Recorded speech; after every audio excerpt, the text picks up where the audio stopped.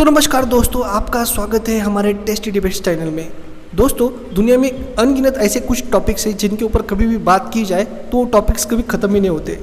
कुछ टॉपिक्स ऐसे हैं कि जिनके ऊपर डिबेट्स करने का अगर सोचा तो डिबेट्स चलती ही रहती, लेकिन कभी टॉपिक ख़त्म नहीं होते।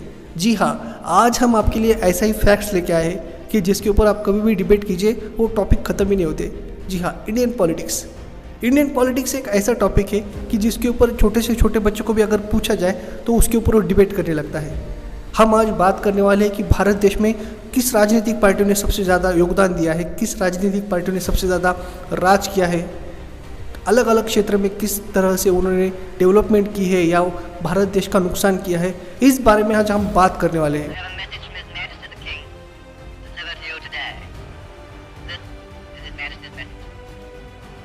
On this historic day, when India takes her place as a free and independent dominion in the British Commonwealth of Nations, I send you all my greetings and heartfelt wishes.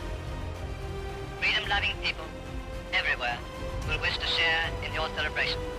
At this historic moment, let us not forget all that India owes to Mahatma Gandhi. हमारा देश जब से आज़ाद हुआ है तब से दो सबसे बड़ी पार्टियां हैं जो भारत देश के ऊपर राज कर रही है, कभी बहुमत के साथ तो कभी अलायंस के साथ। तो इन राजनीतिक पार्टियों ने हमारे देश के प्रति क्या योगदान दिया है, आज हम इन फैक्ट्स के ज़रिए जानेंगे। हम जिन दो पॉलिटिकल पार्टी के बारे में बात कर रहे हैं वो पॉलिटिकल पार्टी है कांग्रेस और बीजेपी। सबसे ज़्यादा हमारे देश पे अगर राज किया है तो कांग्रेस ने किया है और उसके बाद बीजेपी को कुछ समय मिला है। तो हमें इस टॉपिक के अंदर छोटी से छोटी चीज़ कवर करनी है, इसलिए हम इस वीडियो को 2 या 3 पार्ट में डिवाइड करने वाले हैं। तो वीडियो ध्यान से देखिए, हर एक चीज़ आपकी काफ़ी काम आएगी। तो आज हम डिफेंस इस टॉपिक्स के ऊपर बात करने वाले हैं कि किस राजनीतिक पार्टियों ने डिफेंस सेक्टर में हमारे देश के लिए क्या काम किया।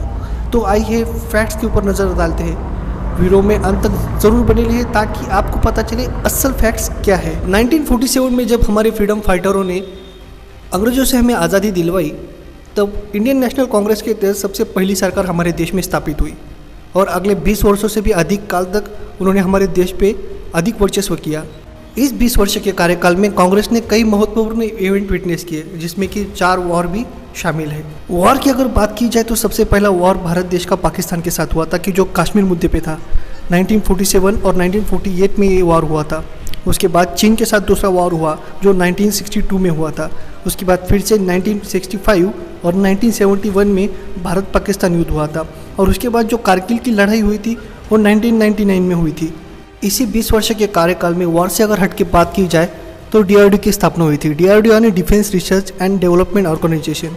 ये ऑर्गेनाइजेशन हमारे भारत देश के लिए कई अलग अलग टेक्निक्स के मिसाइल, अलग अलग टैक्टिकल फोर्सेस के लिए अलग अलग वेपन्स इसका रिसर्च करता है।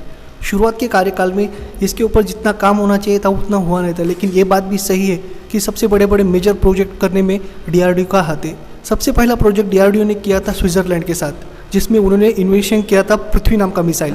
3, 2, 1, now 1, 2, 3, 30 launched.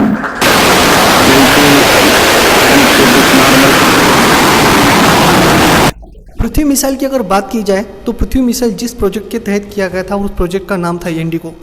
कुछ रीजन्स की वजह से ये इंडिको प्रोजेक्ट स्थगित किया था और कुछ साल के बाद प्रोजेक्ट स्टार्ट हुआ डेविल। तो डेविल के तहत ये पृथ्वी मिसाइल का काम पूरा हुआ था। इसके तहत LCA, Marut, Ajit in aircraft का प्रोग्रामिंग शुरू किया गया। उस समय भी भारत में कांग्रेस की सरकार थी। इसके अलावा भारत का सबसे पहला परमाणु परीक्षण, जिसको हम सब ऑपरेशन स्माइलिंग बुद्धा के नाम से जानते हैं, उसका परीक्षण भी कांग्रेस गवर्नमेंट के अंडर ही हुआ था। इसके अलावा ये बात भी स्वीकार करनी होगी, 1947 के बाद हमारे तत्कालीन पंतप्रधान पंडित जवाहरलाल जी नेहरू, इन्होंने भारत का न्यूक्लियर प्रोग्राम को ऑथोराइज करके सबसे बड़ा डिसीजन लिया था जो कि हमारे भारत देश के हित में था। इसके अलावा कांग्रेस गवर्नमेंट ने हमारे टैक्टिकल फोर्सेस के लिए कुछ पॉलिसीज तैयार की, जिसकी नींव खुद कांग्रेस गवर्नमेंट ने रखी थी, जैसे कि INS चेन्नई, जो कि डिफेंस सेक्टर में एक महत्वपूर्ण निर्णय माना जाता था। INS चेन्नई एक मिसाइल डिस्ट्रॉयर था जिसकी नींव कांग्रेस गवर्नमेंट के पीरियड में 2006 में रखी गई थी और वो सैंक्शन 2016 में हुआ था। डिफेंस सेक्टर में काफ़ी सारे इक्विपमेंट्स हमारे टैक्टिकल फोर्सेस को लगते थे। इनमें से काफ़ी तौर पे इक्विपमेंट्स हमें बाहर के कंट्रीज से मंगवाना पड़ते थे, जैसे कि रशिया, इसराइल, इन जैसे देशों से कॉन्ट्रैक्ट साइन करके हमें इक्विपमेंट्स लेना पड़ते थे और वो लेना महंगा भी पड़ता था। इस बात को मद्देनज़र रखते हुए कांग्रेस गवर्नमेंट ने हमारे देश में डिफेंस प्रोडक्शन पॉलिसी तैयार की। इस डिफेंस प्रोडक्शन पॉलिसी के तहत भारत एक आत्मनिर्भर भारत बनने जा रहा था, जो कि हमें लगने वाले इक्विपमेंट्स खुद भारत में ही बना सकता था। तो दोस्तों आज के वीडियो में इतना ही। अगले वीडियो में हम देखेंगे कि कांग्रेस गवर्नमेंट ने और बीजेपी गवर्नमेंट ने हमारे देश के लिए क्या क्या किया। दोनों ही गवर्नमेंट ने हमारे देश के लिए कितना योगदान दिया, कितना सहयोग किया, कितना डेवलपमेंट के लिए सपोर्ट किया, ये हम अगले वीडियो में देखेंगे। तो दोस्तों ये आज का वीडियो आपको कैसा लगा हमें कमेंट सेक्शन में ज़रूर बताइएगा। आपका कुछ सुझाव है तो वो भी हमें कमेंट सेक्शन में ज़रूर बताइएगा। वीडियो अगर पसंद आए तो लाइक कीजिए, शेयर कीजिए, कमेंट कीजिए और सब्सक्राइब करना मत भूलिए, ताकि इसी तरह के फैक्ट्स हम आपको देते रहे। मिलते हैं अगले वीडियो में। धन्यवाद।